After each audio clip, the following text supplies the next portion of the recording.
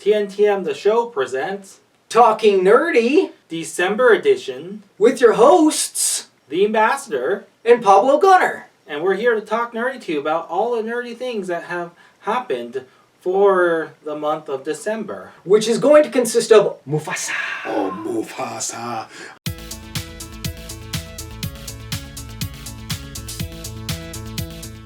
Our grade scale is 4, especially if it's streaming. It's going to be must see, must stream. Check it out, and then pass. We've heard from the Ambassador. We've heard from Slay J. Now we want to hear from you about Mufasa. Oh, Mufasa. I did manage to be able to attend and see that with my compatriots. I personally felt it was good, felt it was quite enjoyable. You know, I can imagine, though, there's some people that may be turned off by it. Here's the whole thing about it. It's self-contained. If you're walking in with baggage from the live-action Lion King, this is animated better, the music is better, first of all. It just presents a very interesting prequel. This is something that's enhancing the story overall of the Lion King in a way. And I kind of looked at everyone else and I thought, man, they're basically making Mufasa a superhero. At least in the way you want to think about it in a way. But I mean, it's really just about showing why this character that everyone loves so much, that the great James Earl Jones played for years, became who he was, what his relationship with his brother was, where all that started, where the seeds of Scar's evil came from. I think that was actually a very interesting thing to explore. I feel like if you're into lore-wise, how this all works, it's definitely cool. The music, though, is the thing that always gets my attention most of the time. And I mean, Lin-Manuel Miranda, if any of you all know who this gentleman is, he's basically become the new Alan Menken. He grew up idolizing him. He watched The Little Mermaid when, we were all kids, at least at that point. And he wrote all the music for this. I feel like he did a good job of it being in the spirit of the previous movie as well, trying to make sure he put his stamp on everything. I really liked the music, really liked the movie, but definitely, some people may not enjoy it if you're not into the way that Disney is sort of prequeling things out, putting all this out. It's not necessarily that original. In my opinion, check it out. You just may like it. I mean, I know I did. I had zero interest. In it. I haven't seen much advertising for it. Like, I don't know if that's because the algorithm on my YouTube just didn't have popping up or what, because I don't really watch TV, right? Like, yeah, I have Disney Plus and stuff, and I watch the nerdy stuff, and they never injected a advertisement for Lion King in there, and anything that I had seen of it, any snippets I had seen of it, I was like, I have no interest in this whatsoever. It seemed very confusing to me, because the more I actually saw, I was like, is this a prequel? Is this not a prequel? I don't know what this is, and that makes it more confusing. That seems dumber to me. Whereas if you just go hard prequel and that's it, like, that makes more sense to just stick with one thing and focus on it.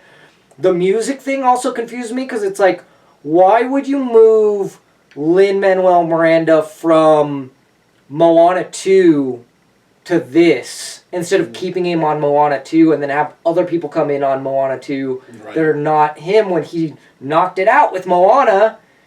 And I feel like he kills everything that he does, but if it doesn't feel in the same theme and tone as what you're used to, which is the Lion King music from the 90s, I mean, if it's more in tone with the prequel, I mean, not the prequel, but the live action, then you go, okay, that makes sense if it's in line with that. I don't know who did that, but if they use that, to me, I just goes like, it makes more sense if you have the same people, right? Like, if you're going, let's have the same people that did the live action Lion King do the live action Lion King prequel, or whatever it is, right? That's what makes sense to me. And so those things have not been clear to me in the trailer, in reviews, people you talk to. It's very confusing, right? To get a clear idea on where this is going and what it is doing and any of that. And that's where my lack of interest is from. Because, of course, I loved the 90s movie, right? Kind of inceptual to our childhood. Yeah, and I liked the live action. When everyone was crapping on it, I was like, I don't get it. This isn't bad. Could it be better? Sure, but it's not bad considering it's just for a new generation. I will find out. I'll check it out when it comes out on Disney Plus. I'm not going to struggle to go see it in theaters with the amount of effort that I have to put into getting someone to watch my kids. And I'm not going to take my kids either, because I know there's people that are going to see those movies that are paying $15 or more to go see a movie, and then my kids are making noise, and you're like, I paid $15, $20 for this. And I'm like, yeah, that's why I'm not going to bring my kids to go see it, because it's not fair to those people. That is it for us. Obviously, we have our merch here, new merch. I got my Talk Nerdy to Me Sonic tee right here, and then we have Knuckles, we got Shadow, Tails, Shadow. I kind of wish I would have gotten Shadow, because that one looks the coolest, but I was like, it's Sonic. It's Sonic. But you know? Shadow's I think this voiced was by Keanu Reeves in the movie. I know. And it was so perfect. I haven't seen it, otherwise I probably would have gotten the Shadow. If you've played Sonic Adventure 2, Yeah. they pretty much pulled the whole story from Sonic Adventure 2. Okay.